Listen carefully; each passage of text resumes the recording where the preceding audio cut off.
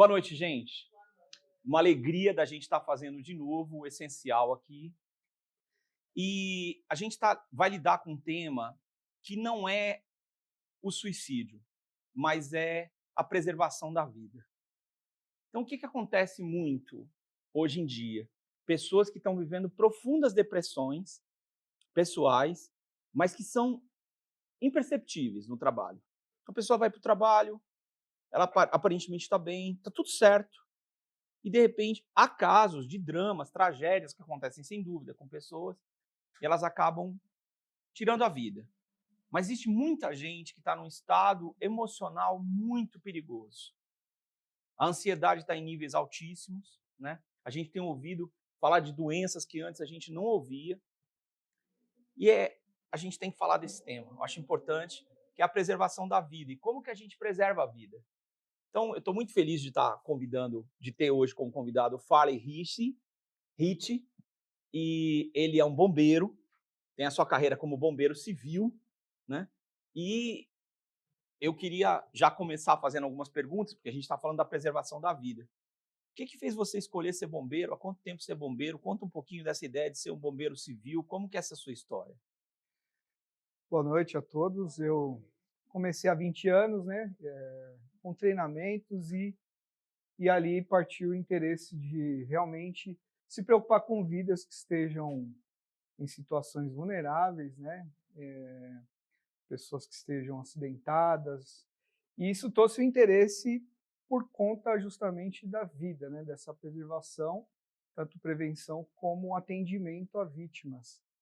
Acredito que por vocação, né, e por achar que vítimas vulneráveis tem que ter alguém para salvar. Então tem que ter pessoas treinadas, né? Então a gente se especializou bastante nesse sentido e isso tudo vem durante 20 anos acontecendo e a gente produzindo prevenção e também combate à questão do salvamento a vidas.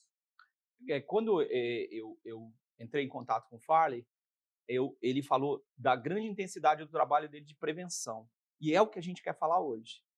Hoje é muito legal a gente trazer, e a gente vai trazer, os bombeiros militares para contar um pouquinho da história do salvamento. Mas hoje, o trabalho do Farley é de prevenção, inclusive ao suicídio nas empresas, nas indústrias, né?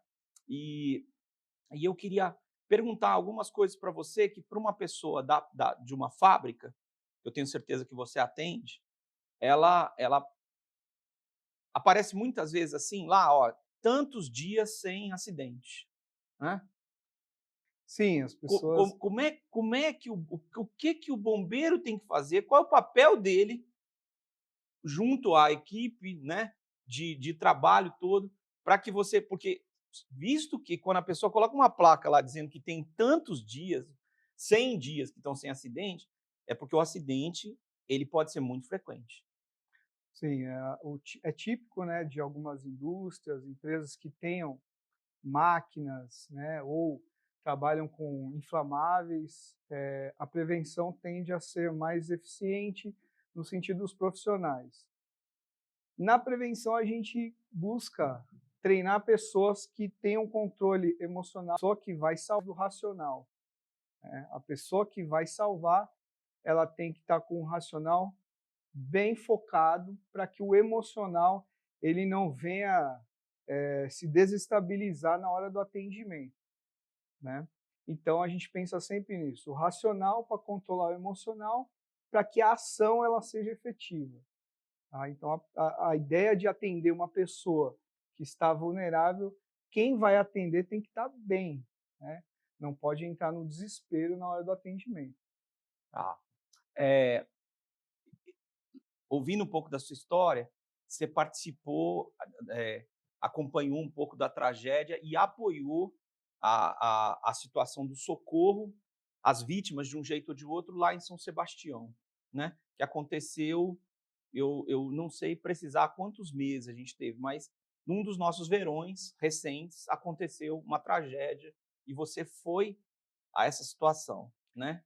Eu queria que você contasse, não, a tragédia a gente já entende, mas qual que é o papel, desse salvamento, e a gente está falando muito de salvamento para a gente pensar depois dos riscos que estão ao nosso redor, os riscos emocionais, que a gente vai perguntar também. Como é que foi esse enfrentamento lá? Qual foi o cenário? Eu queria que você contasse para quem está ouvindo a gente aí, tá? Muito bom ter você aí no nosso podcast, mas também que você contasse para nós um pouquinho do que é isso, porque você vai contar de bombeiro, mas ninguém aqui é bombeiro. Então você tem que contar qual é a impressão que você, como ser humano, tem quando você se aproxima de uma situação dessa. Sim.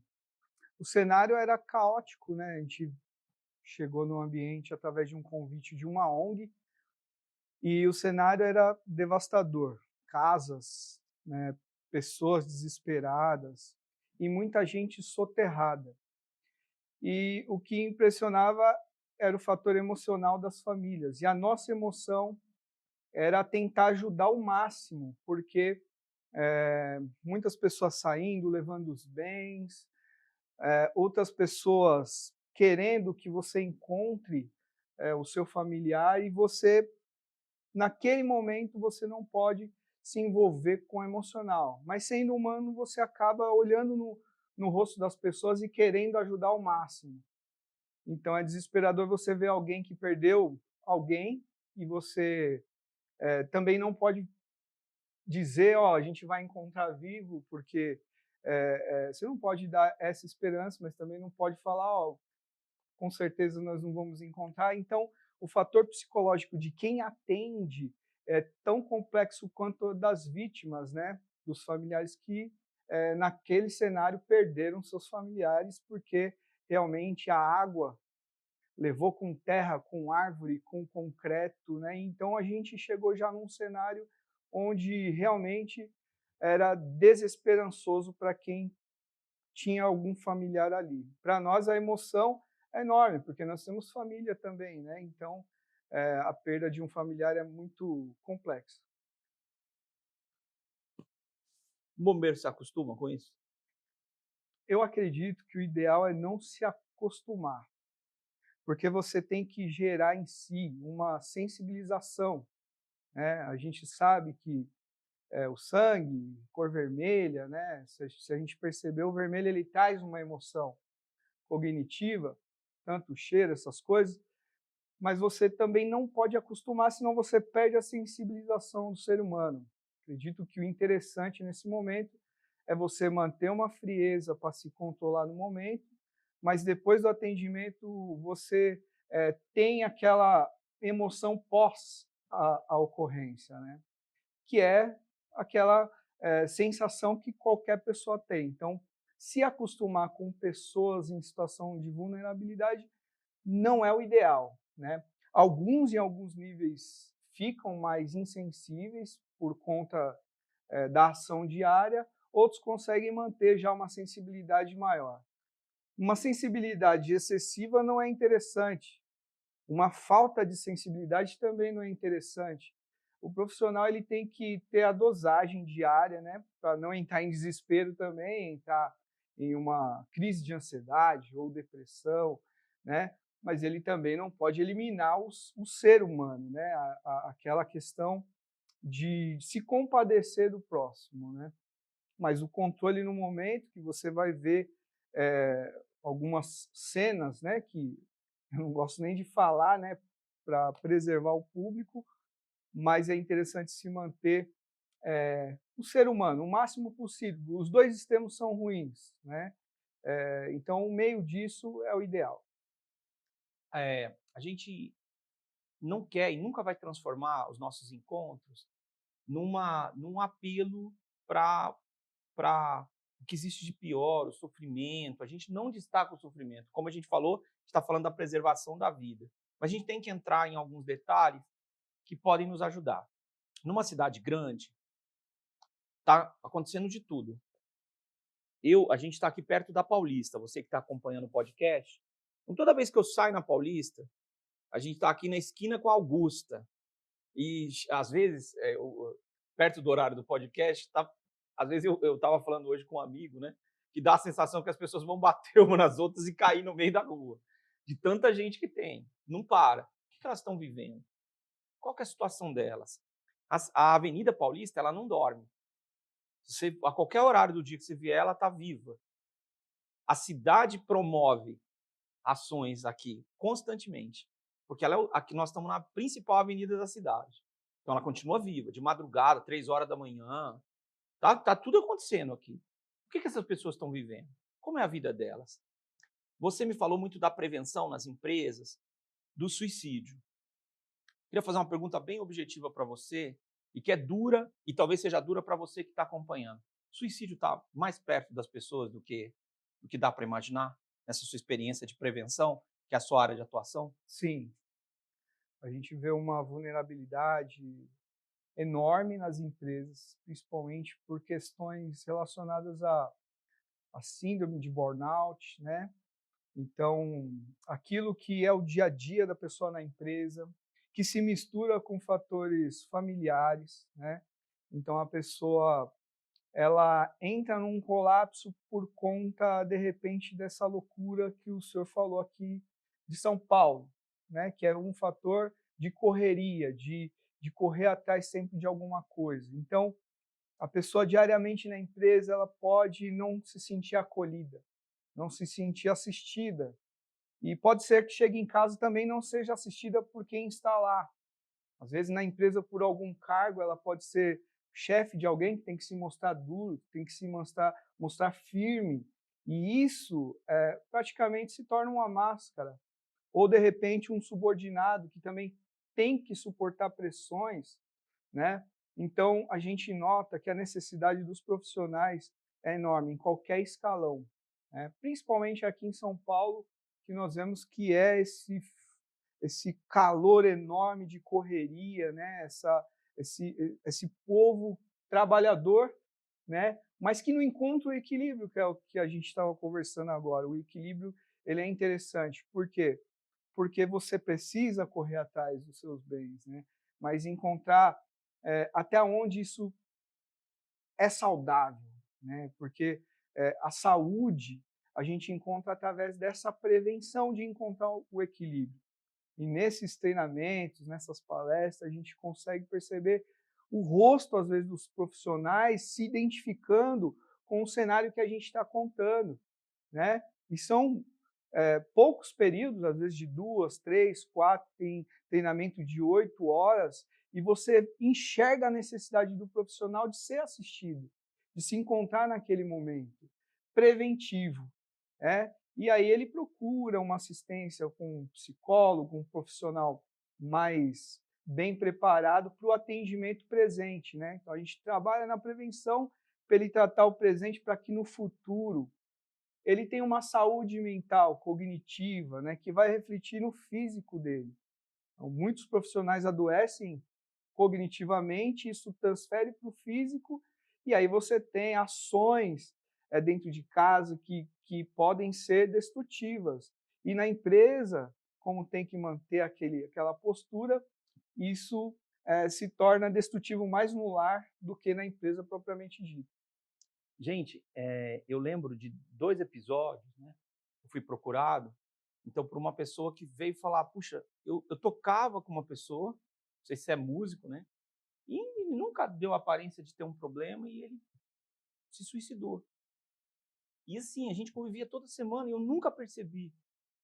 Então ela estava falando isso para mim chocada, nessa situação, né. E conversando com um médico recentemente, que também é plantonista, ele estava falando sobre quantos episódios estão acontecendo. Então é uma coisa muito frequente e silenciosa, entendeu? A pessoa que pode passar por um suicídio ou que vai cometer o suicídio, ela não vai avisar, talvez. Isso acontece muito. A pessoa não diz: "Olha, eu vou me suicidar", aí fica aquela cena: "Vou ou não vou", tal. Não, ela vai silenciosamente embora. Então, a pergunta que eu faço para você agora, e depois nós vamos voltar para o público aqui. Vai sobrar para todo mundo hoje, que veio aqui também. A pergunta que eu te faço agora é: como é que uma pessoa, como é que nesse treinamento, como é que nesse processo da empresa, a pessoa pode cooperar para descobrir a gravidade de um problema de saúde mental? E saúde mental que a gente está falando, não é que a pessoa tem uma deficiência nem nada, é que a pessoa não está mais saudável. A mente dela adoeceu. O burnout, ela não aguenta o trabalho, a casa, tudo isso que você falou. Como é que quais são os princípios que você compartilha de prevenção no seu dia a dia nesse histórico de bombeiro civil? A gente percebe que dentro do campo do estudo da ergonomia, que se divide em três, né? Cognitiva, organizacional e física. A pessoa precisa se perceber o que depende dela, aonde, qual é o estágio que ela está. Se aquilo já se tornou um sofrimento que ela aprendeu a lidar e que, na verdade, não era para ter aprendido a lidar, e sim conversar com pessoas. Eu acho que o fundamental, o primeiro passo é a gente criar um autodiagnóstico. Nós todos, como profissionais, a gente tem que criar um diagnóstico, se analisar, porque a vida ela tem que ser uma vida prazerosa. Às vezes as pessoas aprenderam a sofrer, e não é aprender a sofrer, nós temos que ser resilientes.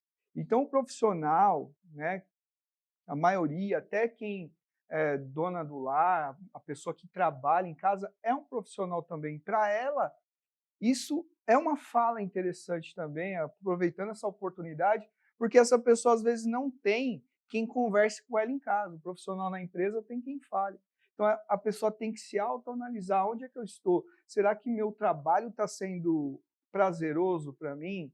Será que eu estou levando isso para casa de forma agradável? Estou levando só o sustento e de repente eu me tornei uma pessoa tóxica, não só para os outros, mas para mim também, que é o que a gente tem pensado, que a ideia de você ajudar as pessoas, você tem que estar bem, fazendo uma conexão do salvamento que a gente conversou agora há pouco. Quem vai resgatar alguém tem que estar bem. Não tem como você ir resgatar alguém se você está ferido, né? Então, muitas vezes essa pessoa ela está ferida, está machucada, está tóxica, né? E essa toxicidade está cada dia mais matando ela. Isso está transbordando e na parte cognitiva vem às vezes num problema físico, uma postura, um desenvolvimento de uma doença por movimento repetitivo, ou até mesmo que a gente fala sobre a organização da empresa, né? E agora a gente se direciona para os patrões, né? Que mantém uma parede sempre igual, mantém um clima organizacional tóxico que leva a pessoa a ficar doente. Isso é importante a gente perceber, a se analisar. Então você se analisa, o patrão analisa também a si, o que ele está fazendo, e analisando as pessoas que estão em casa. Será que esse povo que eu estou tentando ajudar a salvar com essa verba, ela está sendo salva ou eu estou intoxicando e matando todo mundo? Né? Para manter uma saúde mental com todos. Né? O que acontece com a gente? A gente trabalha em cercas sociais, tem os cercadinhos, né? Então, a pessoa tem comportamento religioso, comportamento futebolístico, tem gente que mata o cara, o outro não é do time dele, entendeu? E comportamento de trânsito, tem uma série de comportamentos. E antes tinha o comportamento de casa. Mas casa não era trabalho. Casa era relax. Agora casa é tudo. Tudo para todo mundo. Tem online, tem não sei o que mais, tal. Então, essa falta de desligar eleva o tom de tudo, né? Então, eu diria para você, não para suavizar, que a toxicidade ela está em todo lugar. Mas que eu acho que as mudanças sociais, elas não conseguiram fazer com que as pessoas criem cercas para elas terem atuações, sabe? Então, em casa, a pessoa era mais amena, agora piorou. Não piorou porque a pessoa é pior? Não, é porque agora não existe mais uma... Ou vocês veem isso ou tô fora? E assim, é engraçado, cada geração tem uma coisa positiva. Ela colocou muito que a terapia não existia, não podia, tal. Hoje a pessoa tem um autoconhecimento. Mas, por outro lado, a vida de muitos dos nossos pais tinha muito mais serenidade, porque ele não levava um celular falando o tempo inteiro, entendeu? Então, a gente ficou mais louco também. Esse é o problema. Eu vejo que, assim, eu lembro de um amigo meu que ele estava comentando o seguinte: pai, como o senhor viveu tanto tempo? Daí ele falou: eu não tinha a vida que você tem, meu filho. A vida que você tem, você nunca para. Né? Você ouve muita gente mais velha falando isso. Você não para. trabalho está o tempo inteiro atrás de você, eu não teria aguentado, ele fala isso. Então eu acho que assim, as gerações, elas têm diferenças e têm virtudes e defeitos. Às vezes você tem mais ferramentas, mas às vezes as próprias ferramentas viram um inimigo seu, né? A Avenida Paulista, ela é um lugar, assim, maravilhoso para passear, mas todo dia a Avenida Paulista, vamos dizer assim, ela me provoca excessivamente, sabe? Porque, assim, eu não consigo deixar de ver os cenários. E são muitos cenários o tempo todo. Então, essa quantidade de informação, eu preciso administrar com calma. Tenho percebido isso. Então, tá na Avenida Paulista, trabalhar na Avenida Paulista, trabalhar, porque a gente está na cara da Avenida Paulista, precisa ter sobriedade. E senão você vê só gado, né? Um monte de gente indo numa direção e outras vindo na outra. Você não vê mais gente. Então, assim, esses cenários múltiplos da cidade têm a tendência de levar a gente a ficar insensível, que foi o que ele falou. É o que aconteceu, né? Tem lugares no mundo que a pessoa cai na rua e ninguém faz nada. Aqui ainda tem vamos ver, mas até onde esse vamos ver, a gente não sabe também, né? Tem uma passagem na Bíblia que sempre me toca e sempre me chama a atenção. E é um dos menores versículos da Bíblia. Diz assim: Jesus chorou. Está em João 11:35. Algumas coisas me chamam a atenção nessa passagem. Porque Maria e Marta estão muito tocadas, o corpo de Lázaro já tem rigor mortis, ou seja, já está em estado de putrefação. E o pensamento de Maria e Marta é o seguinte: se você chegasse antes, tinha alguma coisa para fazer. E aí Jesus diz que ele é a ressurreição e a vida. Mas o que me impressiona é que Jesus sabe o que ele vai fazer. E ele avisa os discípulos. Mas ainda assim ele chora. Para nos ensinar que a gente precisa de sensibilidade. Porque se fosse eu e você, nós íamos chegar com um sorriso no rosto e falar: vocês não sabem o que eu vou fazer. Vocês não sabem como eu sou poderoso. Mas não, Jesus não. Porque verdadeiro homem, verdadeiro Deus, ele é capaz de sensibilizar. E aí eu queria falar do ambiente dos nossos dias, de impessoalidade. Estamos vivendo ambientes de impessoalidade. As crianças não têm amigos mais, os amigos estão na internet. Os adolescentes não têm amigos mais presenciais, estão na internet. As relações, elas ficaram mais compactas. Estão ficando mais compactas. E as pessoas, elas meio que intuem que você sabe o que está acontecendo com elas porque você as segue na rede. Mas isso é intuir que você é onisciente. Se você conhecer milhares de pessoas, como é que você sabe o que está acontecendo com milhares de pessoas ao mesmo tempo? Só se você não souber o que está acontecendo com a pessoa que está do seu lado. E você ficar o tempo inteiro buscando saber. Eu vi uma notícia ruim de uma pessoa que eu gosto, que comentou comigo: então aconteceu um acidente comigo, e eu não sabia. Então a gente está num ambiente em que a gente não é um ambiente de sensibilidade mais, e não é um ambiente de pessoalidade. As pessoas não querem a sua pessoalidade na sua escola, no seu trabalho, elas não querem pessoalidade. E essa ideia da clausura, da casa que segura tudo, não só virou um casulo, mas virou uma panela de pressão. O indivíduo traz o problema, ele não tem mais pessoalidade, ele já não tinha na condução. Numa cidade grande, ela fica impessoal. Por quê? Porque você não consegue sofrer todo o sofrimento do mundo. Que era isso que o Farley estava falando agora. Você não pode, para salvar as pessoas, você se matar também, porque você não salva ninguém. Mas a gente está num ambiente de impessoalidade. E esse ambiente contagiou tudo. Contagiou as escolas, as universidades, contagiou o trabalho, contagiou a igreja, que é um pedaço da sociedade. A igreja não consegue se excluir da sociedade, ela faz parte. Então o cara fala assim: não, eu sou de lá. Mas se você conversa com as pessoas, não, eu acompanho tudo online, lá de casa. Que pessoalidade que ele tem no sentido de conversar com pessoas? Nenhuma. E quantas pessoas estão vivendo isso na relação religiosa? Milhares, para não dizer milhões. Então, no ambiente de impessoalidade, eu preservo, ou seja, eu não preciso mais estar sensível. E eu queria contar uma situação minha. Eu estava na primeira década de ministério, né? E eu descobri uma pessoa numa situação muito ruim, muito ruim. E eu não vem ao caso eu contar o quanto era ruim a situação.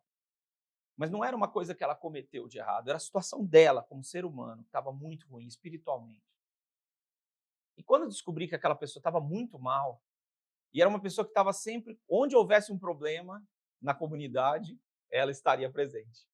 Não como o pivô, mas fazendo parte. E eu olhava para aquilo e eu não sabia o tamanho do problema dela. E o problema espiritual que ela vivia. E quando eu descobri a situação dela, ela veio a me contar e eu também tomei ciência. As duas coisas aconteceram quase que simultaneamente. Eu fiquei muito mal. E eu lembro da minha oração naquele tempo. Eu falei, Deus, se eu vou cuidar de pessoas e eu não consigo enxergar, eu não posso cuidar de pessoas. Então, abre os meus olhos. Porque eu não estou vendo. Não estou vendo. E se eu estou cego, como é que eu vou ajudar outro cego? Né? O Ale falou disso. Você precisa se ajudar. Então, num ambiente em que eu não me importo, não importa como a pessoa está. Se ela vai morrer, se ela vai se suicidar, a gente só vai contar o episódio. Mas eu não estou mais sensível. E eu não enxergo mais. E aí, é isso que eu acho incrível em Jesus chorar. É que ele é o portador da esperança. Mas a esperança está em chorar. Está em regar a terra com sensibilidade e com esperança de que a vida é maior do que a morte. Com Deus, a vida é maior que a morte. E nós somos portadores da vida. Não porque nós somos donos da vida, porque a gente pode conceder vida. Só quem dá a vida é Deus. Mas eu e você somos portadores da esperança. E eu fico assim, enlouquecido com esses anos todos. Às vezes eu vou para casa, tem dia que eu tenho realizações pequenas, vou para casa, não fiz nada do que eu gostaria. Mas houve dias na minha vida que aconteceram realizações que eu considerei grandes. Talvez Deus não, mas eu considerei grandes.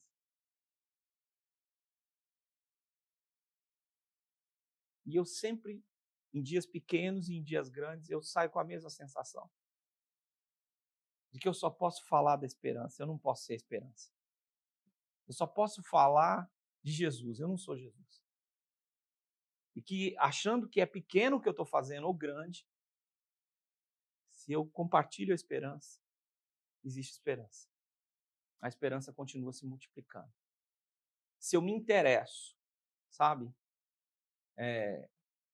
Então, eu sou motociclista e eu me lembro, e com isso eu vou terminar a minha fala, que eu estava numa das principais avenidas da cidade. E no meio do canteiro da cidade tinha um menino chorando copiosamente. Um menino de uns 10, 12 anos. E tinha um semáforo perto, sabe? E eu comecei a pensar, falando, meu, passo direto, não passo? Como é que eu vou fazer? Onde que eu vou pôr a moto? E eu acabei dando um jeito de, sem violar a lei demais, né? De dar um jeito de parar a moto, né? Subir e falar, o que está acontecendo com você? Né? E eu só posso contar para vocês que passou muito pouco tempo, ele parou de chorar. Ele não conseguia dizer o que era. Foi difícil o diálogo onde eu estava. Ele também não ficou para dialogar muito. Às vezes há um desespero muito próximo de você, mas a sua prioridade não é a vida. E quando a sua prioridade não é a vida, você não compartilha a vida. Então, olhe os conselhos de Jesus. Se emocione. Seja capaz de chorar. Porte esperança. E lembre as pessoas que Deus é vida em qualquer situação. Tá? Falei que ia falar a última coisa, mas me lembro de um filme que me chamou muita atenção, chamado Gosto de Cereja. Tá? Se eu não me engano, um filme iraquiano. Tá? O camarada vai se suicidar, a história do filme é essa. Ele vai dar um jeito de suicidar, mesmo com a religião dele, e ele arranja alguém para levá-lo, e ele vai fazendo tudo para se suicidar. Aliás, a pessoa que ele pede diz que vai dirigir e vai levá-lo para o suicídio se ele quiser. E aí ele conta a experiência dele. Que ele não tinha como sustentar a família, estava desesperado, e ele subiu numa cerejeira, preparou tudo para se enforcar, pôs a corda no pescoço, e quando começou a amanhecer, ele viu que tinha um fruto, a cereja. E ele provou a cereja, e ouviu o canto dos pássaros, e viu o nascer do sol, e percebeu que a vida é melhor que a morte. E contando essa história para o passageiro que tinha pedido para ele levá-lo para o suicídio, ele desiste dessa ação. E é um filme muito interessante, que eu recomendo a você. E eu e você somos convidados a dizer para as pessoas que a vida, que é o próprio Deus, pode fazer parte da história deles. Esse é o meu desejo para vocês que acompanharam o podcast de hoje. A gente ficou muito feliz de receber vocês, o assunto delicado, mas eu quero agradecer muito a Farley por ter estado com a gente, tá? E compartilhado a sua experiência conosco. E quero agradecer a todos vocês que presencialmente aqui prestigiaram o nosso podcast. No meu caso, eu nunca presenciei um colega de trabalho, mas um aluno, na verdade, 2 casos antagônicos. Um dos alunos já tinha sinalizado e já tinha tentado o suicídio. E recebeu muito auxílio, muita ajuda, né? Conversando. E foi crônico. Após o curso, ele ainda cometeu o suicídio e teve êxito. E é uma situação que traumatiza a todos, né? Como foi dito aqui, isso provoca questionamentos diversos, porque a gente tentou dentro da nossa possibilidade, mas aí a gente se sente incompetente. E só Deus sabe o que está na cabeça e no sentimento de quem quer cometer o suicídio. E é traumático, né? É traumático. Mas eu tive também um caso de sucesso, que também você não recebe os louros do sucesso, porque você não sabe como você ajudou, como de repente você não ajudou em nada. De uma aluna também que já havia provocado suicídio, ela já tinha cortado os punhos, né? Ela já tinha saltado de viaduto, então foram 2 vezes ou mais tentativas, inclusive ela tinha fratura de tornozelo e punho, cortes. E na pequena pincelada que a gente deu nessa vida enorme que ela vai ter, ela hoje a gente acompanha ela nas redes sociais, porque não tem mais encontro, né? E ela é uma profissional que está aí feliz, né? Ela está se desenvolvendo.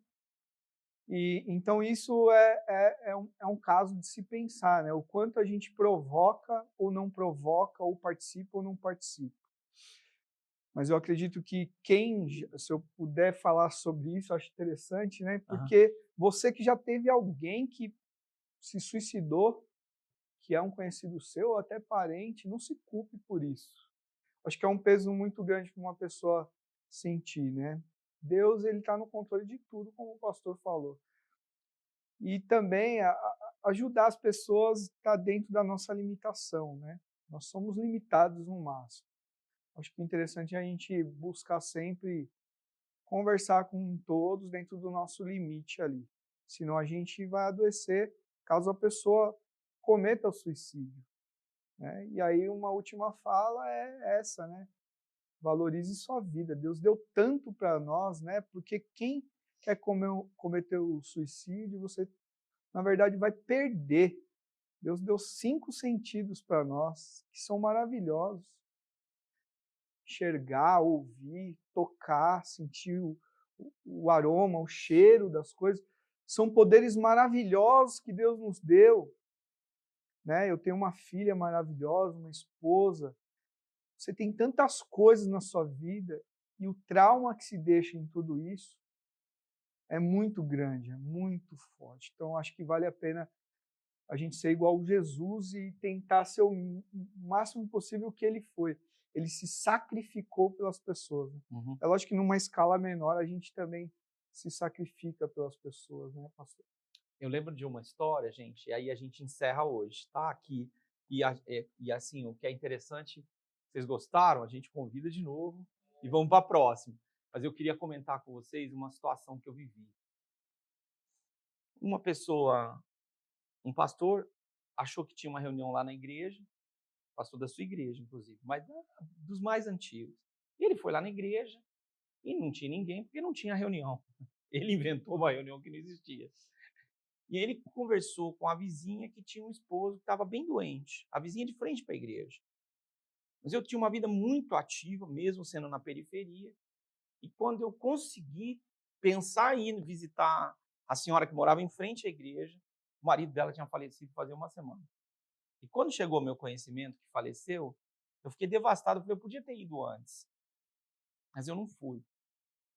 E aí eu fui visitar a casa da dona Romilda, era o nome dela, uma italiana, e eu fui pedindo desculpa, falando para ela assim, eu não conheço a senhora, a gente está na igreja aqui em frente, e eu senti muito não ter vindo antes, mas era de coração.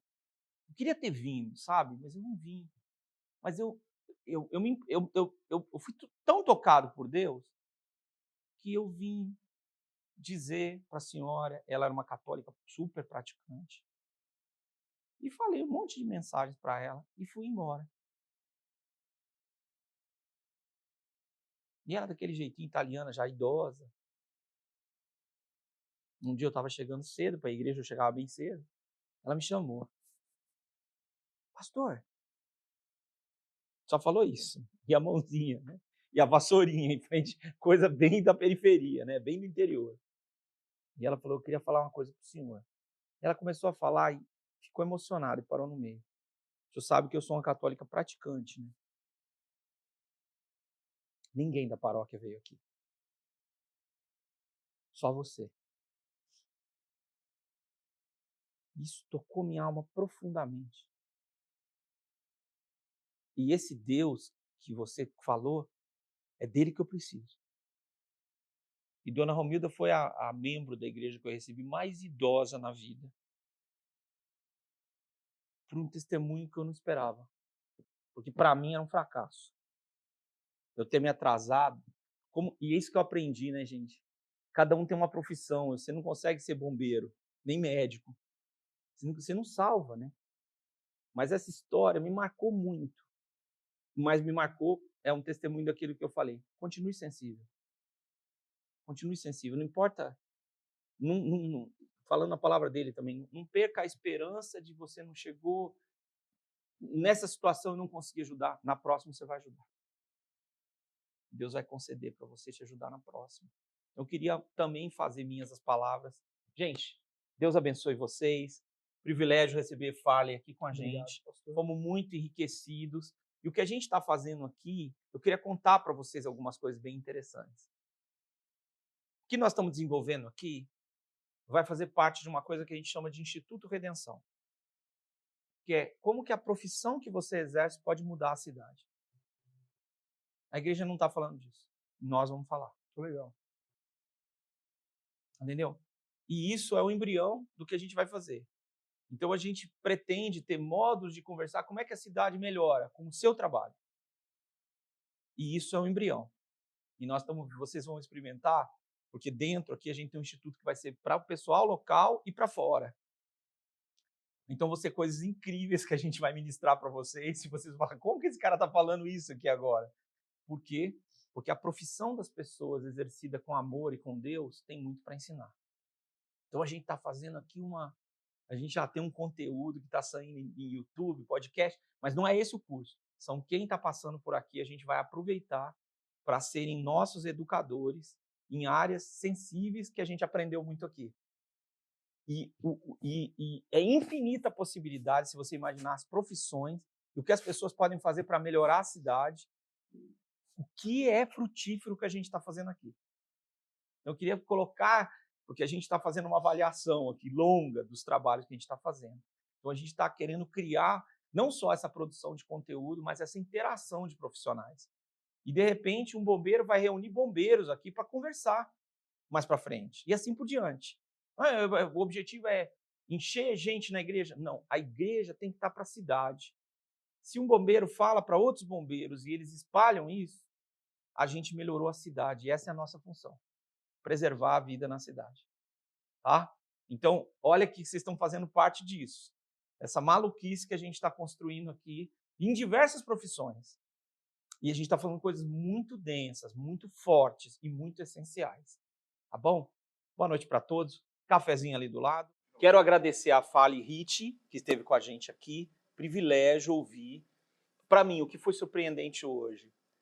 A gente pensar que a prevenção, o cuidado, ele não acontece com o bombeiro militar só, mas com o civil também, no trabalho da prevenção, no dia a dia, nessa realidade da cidade. Então, eu fiquei muito impactado com o que eu ouvi aqui. Foi muito bom te receber aqui, viu?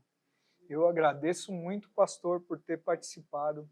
Espero ter contribuído, né? Porque o valor desse trabalho é enorme, né? Lidar com os profissionais. Então, a gente espelha. O tema foi maravilhoso também, que é a nossa função é a prevenção, né? E lidar com vidas, a preservação da vida é o que a gente tem que fazer realmente. Parabéns ao senhor, parabéns à equipe e obrigado novamente aí pelo convite.